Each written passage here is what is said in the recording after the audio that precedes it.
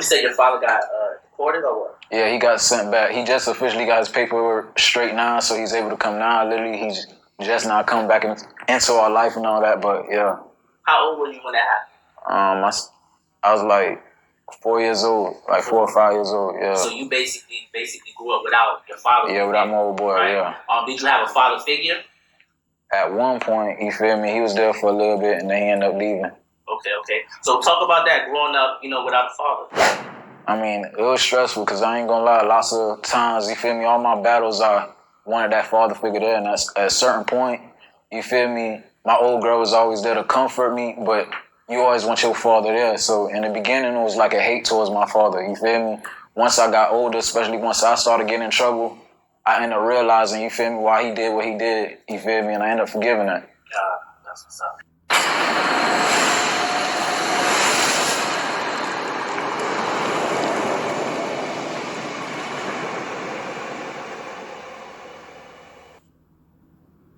I am Super Sean, and this is Famous Before the Fame podcast.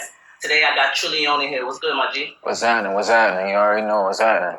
That's what's up. So Trilliyone, you caught my attention basically one day I was scrolling through IG. You feel me? I seen a meme, right? The meme had you. It said basically you was facing 2 or 3 life sentences, right? And you didn't snitch. You was offered all type of kind of crazy shit. You was facing basically life, right? Yeah. And then the other half was 6ix9ine, and it showed his situation. He also facing life, but he decided to tell.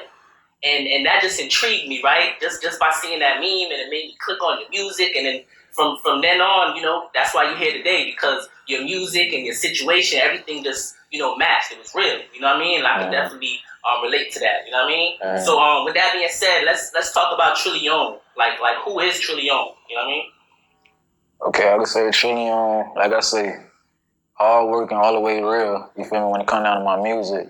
Like I say, I try to mix a family-oriented vibe or whatever it is because, like I said, that's why I attract this certain rappers like Gates and all them rappers I feel like I relate to. So, you feel me? Other around, like I say, just a solid rapper all around. Everything I try to do, I try to keep it solid. You feel me? Keep it real. And God first. I mean, as far as your name, right? Was this always your rap name? Nah, before my rap name I went through a couple names. I mean, I had Baby G, I had Lil Neil, I had Trilliyone, you feel me? And now it's Trilliyone. You feel me? I went with Trilliyone because everybody know like Don Corleone off the movie, you feel me? Boss or whatever it is. I feel like that's how I carry myself. That's what's up. So, where you from exactly? I'm actually from Miami Gardens, but I rep Miramar because I moved from Miami Gardens at a young age, and when I moved to Miramar, my mom tried to better my surroundings, but it actually made things worse, you feel me? Because that's where all the trouble came from. I mean, Miramar and Miami Gardens, they're like real close anyway, right? Yeah, exactly. Like, literally like 10 minutes, I'm in Miami Gardens. Right. And Miramar is Broward.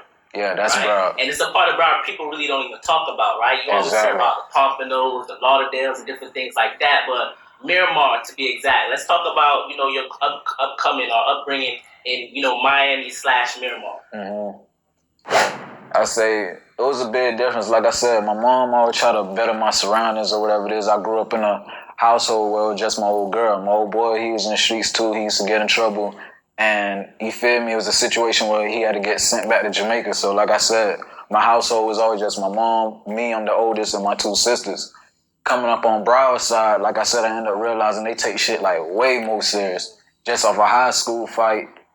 Nah, not even high school. It's a middle school fight. I ended up breaking the dude's nose, and they sentenced me to 9 months in the juvenile program, all the way in Homestead. You feel me? So it was lots of shit, and they would never took serious. I realized over here they took serious.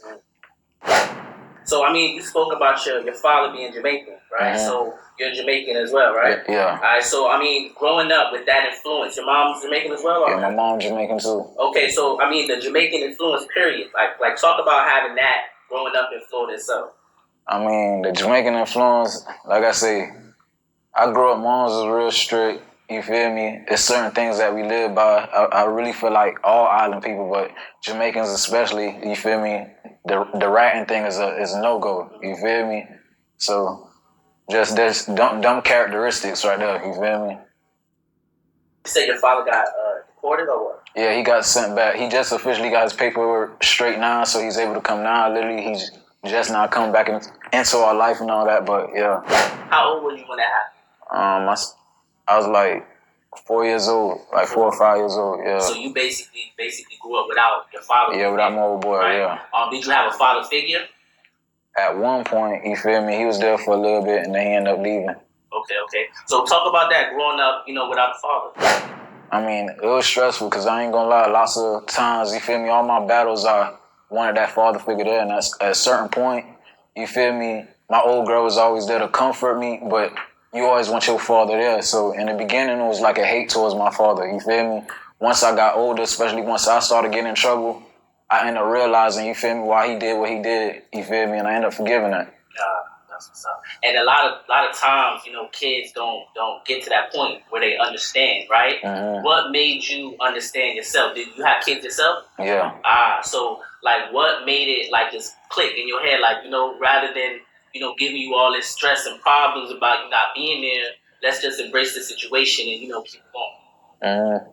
Basically, the kids. My kids was an eye opener.